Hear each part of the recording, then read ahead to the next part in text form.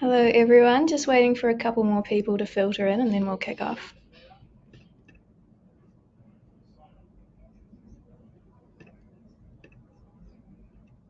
All right, might kick off now then. Welcome, everyone, to our second episode in an unmissable webinar series presented by Shippit, in which we'll explore the top retailer questions, concerns, and hot topics throughout the month of Feb with a revolving panel of retail leaders. So today's session, as you all know, is Retail Revolution, Amazon's Delivery Revolution versus Temu's Price Disruption. My name is Rosalie. I'm the editor here at Power Retail and your moderator today. With me is James. He's the head of sales at Shippit, and I'll get you to introduce yourself in a second, James.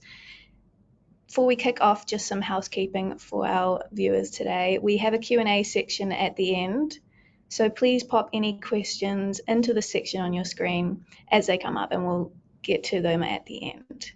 So let's get underway. James, would you like to quickly introduce yourself and your role, please? Absolutely.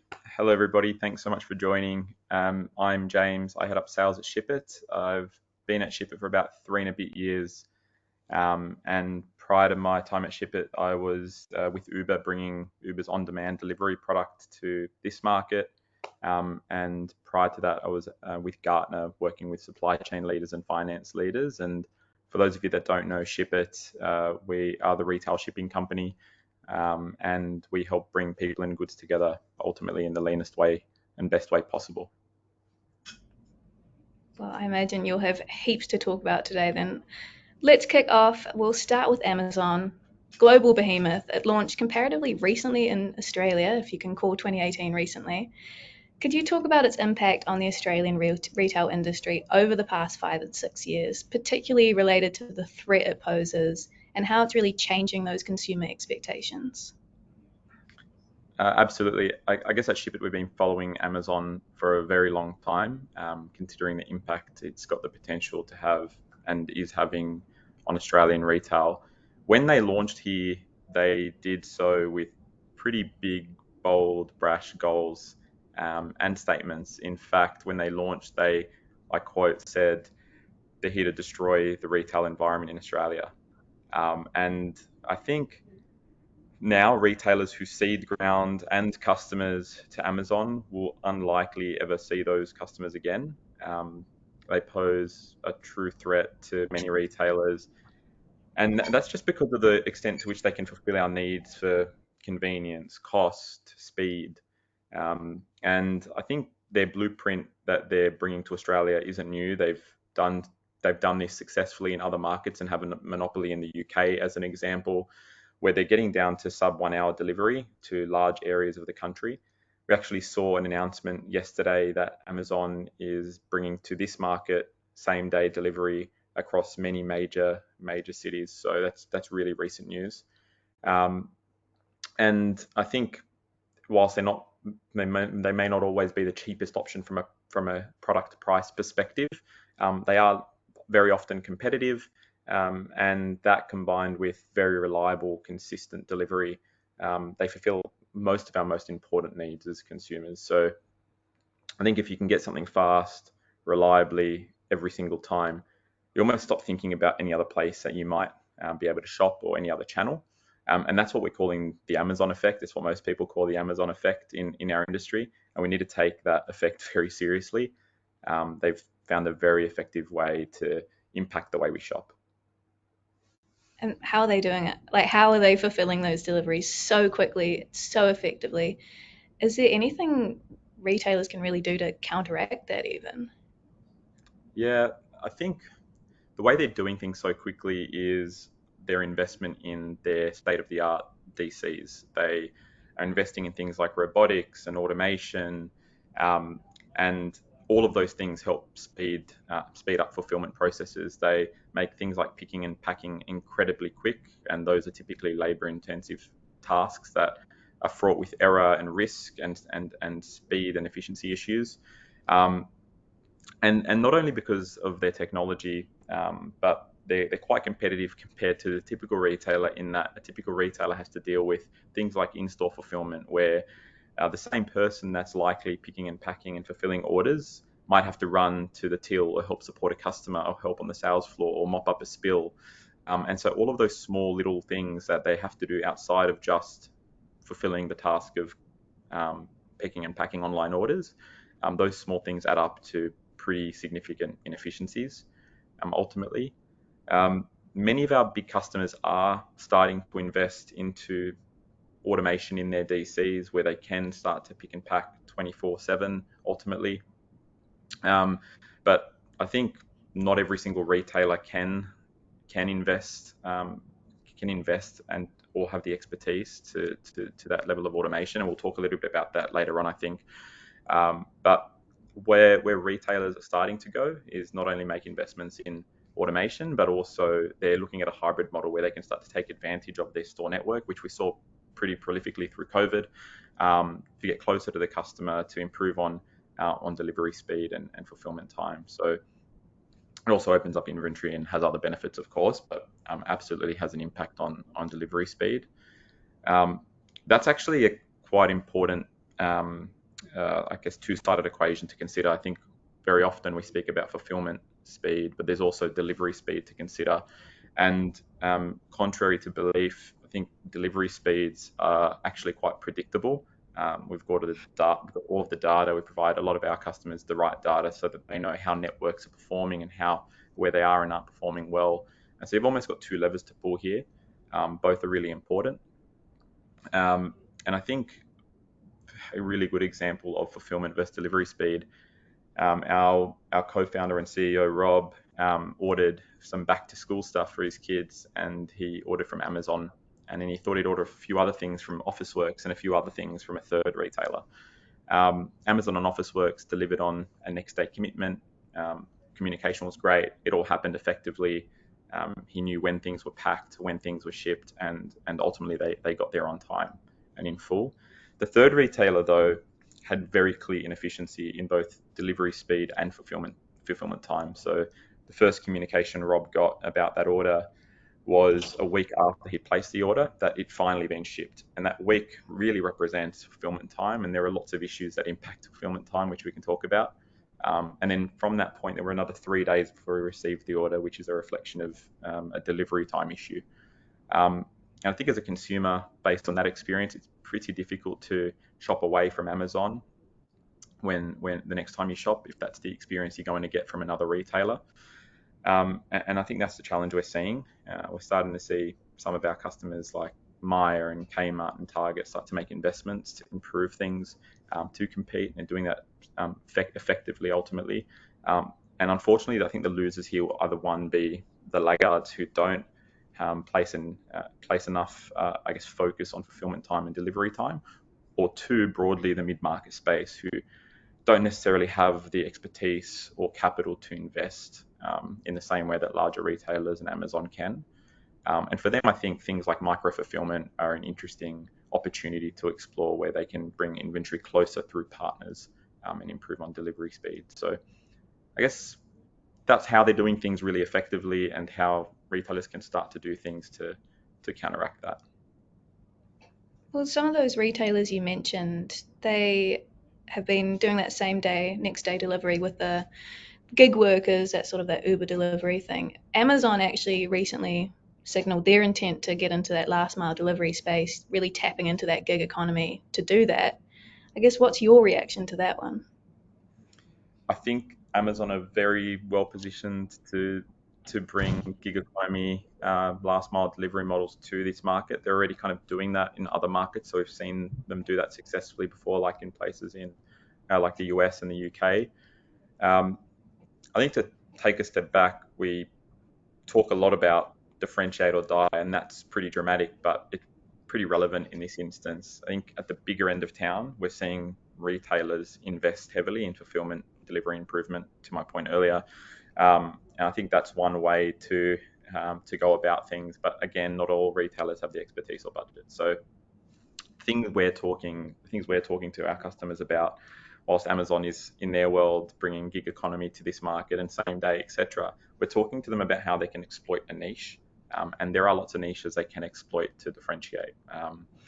One of them being, for example, taking advantage of for Australians support of local. So as an Aussie, I do try and shop local, and a lot of consumers do. how can you exploit that opportunity? I think two, sustainability. We're seeing lots of businesses take advantage of a really important issue for consumers, sustainability, and make that their competitive advantage. I'm thinking about retailers like Zeroco as an example, doing a great job of that. Or how do they then, if not those two things, or combined with those two things, how do they differentiate through optionality for consumers? So right place, right time, right speed, and we're doing that with businesses pretty broadly at the moment. A good example is Green Cross, who are getting deliveries down to same hour with through Shippit in our partnership with Uber and other on-demand carriers.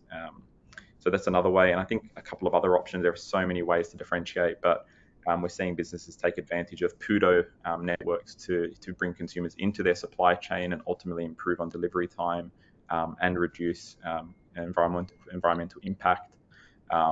Businesses like Hub are doing great things there, and then there are other ways. There are other ways to differentiate, maybe carbon neutral options for delivery as well, or electrified fleets, which we're starting to see become a trend as logistics companies start to spend their capital there.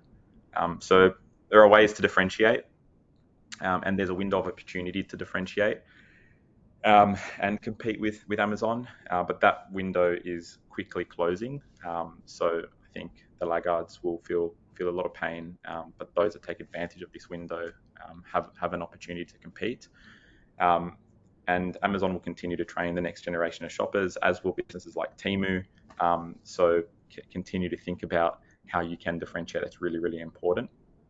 And I think the more reliably you can deliver on low cost, better delivery, the better you're going to be able to keep customers loyal, because that's where Temu, Amazon are focusing.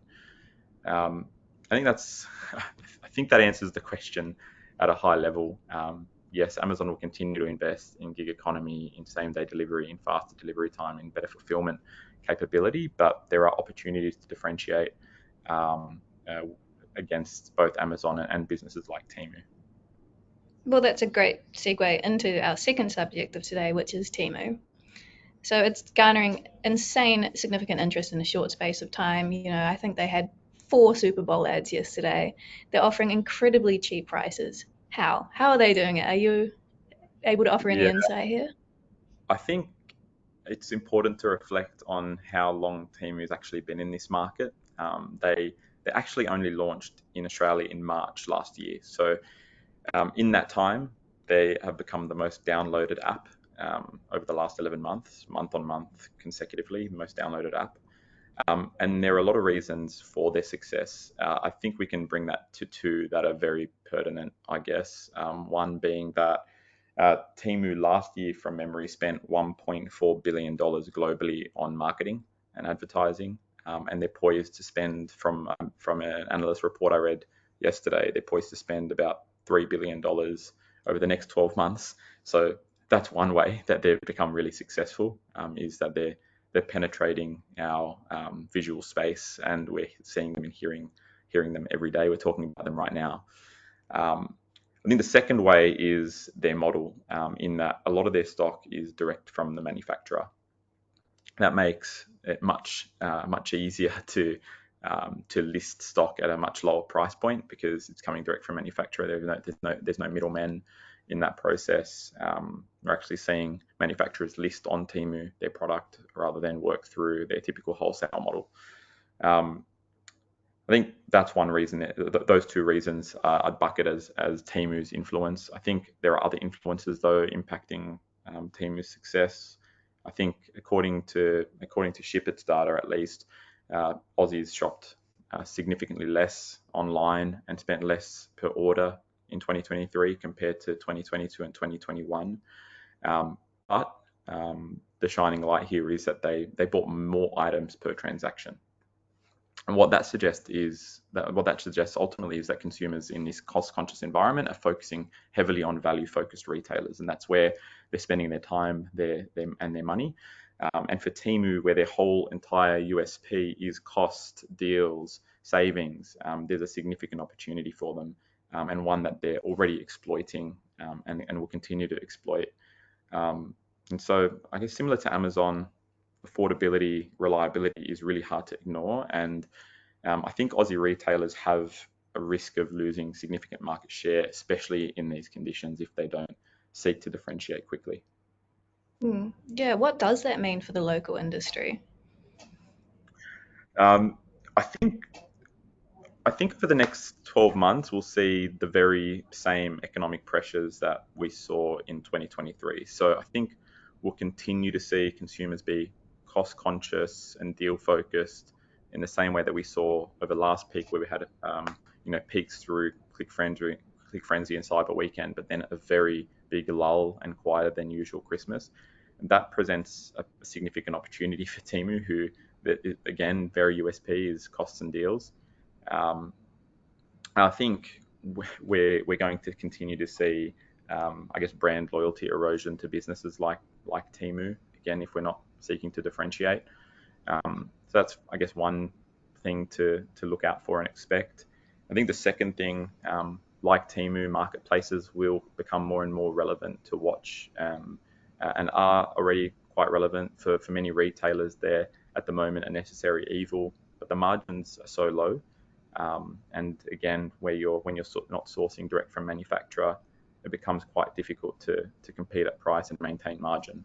Not only that, but I guess the second impact of working through and listing on marketplaces is, I guess, the erosion of your value proposition, in that there's many like for like products popping up on many different retail websites, and that becomes a trend to watch, and an issue and a risk essentially to be mitigating for.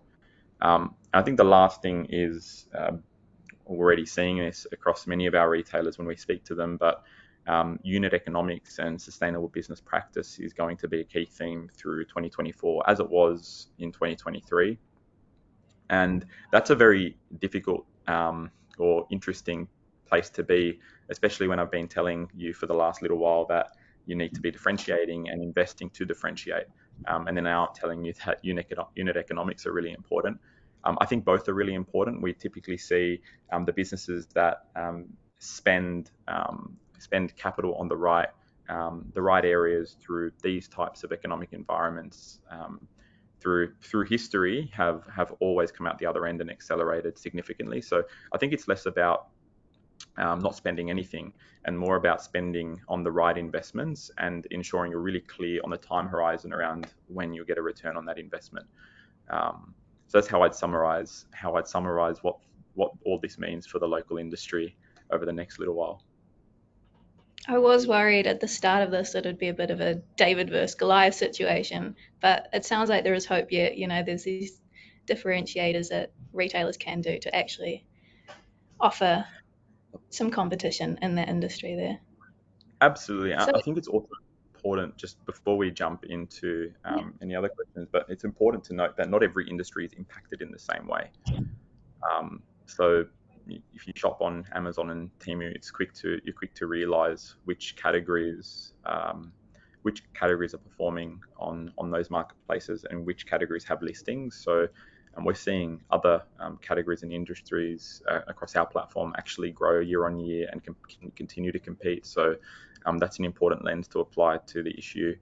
And I think another important lens to apply is that there are very accessible ways to differentiate. And I've talked about a few of them, and I'm happy to take questions afterwards as well. Well, that actually does bring us to the Q&A section. Those are all my questions. So we have a little question box on the side there. Had a couple come in already. Feel free to send those in as we go. So someone's asked, we've talked a lot about the huge, daunting, unavoidable threats, for some doom and gloom there. Realistically, what is the first thing we should do tomorrow to improve our safeguards and relevance to our audience? That's a good question. I think the biggest input to focus on for broad success, in any market and in any environment, is data quality. So I think things that are going to enable you to differentiate, like ship from store, or automation, is going to those outputs only come from good inputs. And so I speak to a lot of retailers that haven't got really a handle on data, haven't got a solid data platform, or aren't focusing on that as a priority. So I think that's step one, if you walk into your business tomorrow, do you have a good enough data platform that enables you to do things that will enable you to differentiate? So that's number one. And I think the retailers that took advantage of the COVID times and launched a ship from store model and were able to move inventory and were able to keep their stores active, that came from businesses primarily who had placed a focus on data historically, and that will continue to be a trend into 2024. I think that's probably the big one to go away and do. I think the second one is to know your numbers and do you know how your warehouse is performing from a fulfillment speed and reliability perspective, and a quality perspective for that matter is really important. And do you know how your carriers are performing? Are you only working with one carrier, and is that a risk? So those are the things to kind of go back and check as a pulse check and health check within your business, and then iterate on if there's an issue that you can see. Hopefully someone does go in tomorrow and takes the initiative there. Another question that's popped up, I quite like the wording here. Someone said, are Amazon and Temu just creating a race to the bottom? I think potentially, yes. In some ways, that's obvious that they are both on speed and cost. But I think regardless, that's inevitable and an inevitable truth. And so I don't think it's healthy to like ponder on whether they are creating a race to the bottom and whether that's a good or bad thing, but it's just a thing that we need to compete with. And so again, just going back to the things that we've talked about around making the right investments, a focus on data, a focus on healthy business practices and sustainable business practices are going to, and again, different investment on differentiation. I think those are things that are going to allow you to compete even where there's a race to the bottom. I'm actually going to steal the Q&A here because I have a question about policy intervention. Do you think that the government is looking into policy intervention or some scrutiny into these global behemoths, I think someone said before? Not particularly anti-competitiveness, but if they're coming and quoting, you said at the beginning, they're coming to destroy, surely scrutiny, at the very least, isn't a reach. I think by the time we see policy intervention, it'll be a little bit too late. And we may see policy intervention, we may not.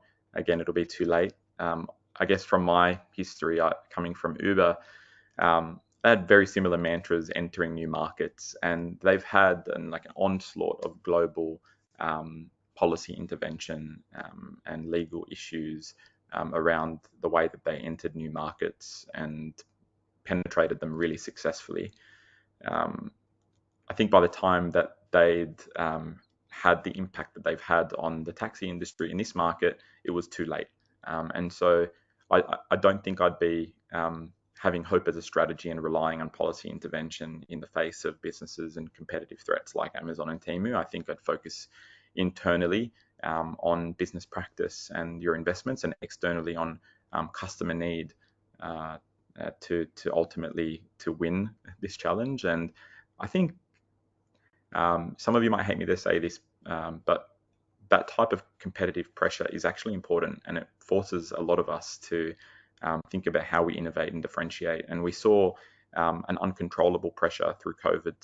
See a lot of businesses actually differentiate quite quickly and iterate on their business practice in a way that we've never seen before. And I think this is just another opportunity to perceive the threat as real and do the same thing.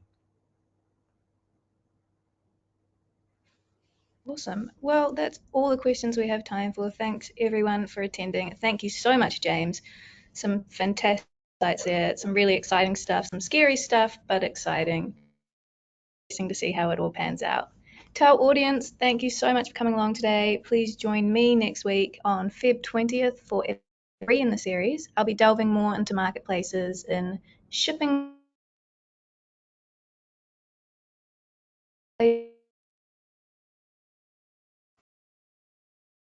that'll be with Marie Griffiths from